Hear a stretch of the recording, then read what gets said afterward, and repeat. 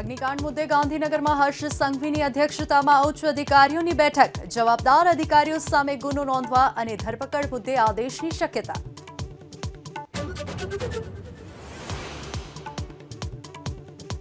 રાજકોટ અગ્નિકાંડ બાદ રાજ્યભરમાં કાર્યવાહી. સુરતમાં 600થી વધારે એકમો સીલ, તો અમદાવાદમાં 12 અને સુરતમાં 6 ગેમ ઝોન બંધ કરાયા, તો અનેક ઠેકાણે સામે આવી ખામીઓ.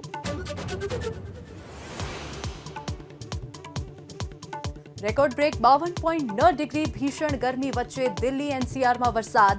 નાગરિકોને આંશિક રાહત. કામ સિવાય બપોરના સમયે બહાર ન નીકળવા પ્રશાસનની સૂચના.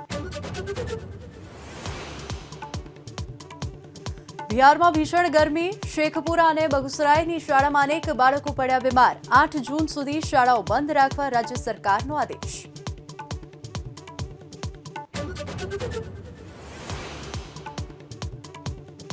ઓડિશામાં મુખ્યમંત્રી નવીન પટનાયકની નાદુરસ્ત તબિયત પર પીએમ મોદીનો કટાક્ષ. બોલ્યા, તબિયત લથડી કે પછી કોઈ ષડયંત્ર.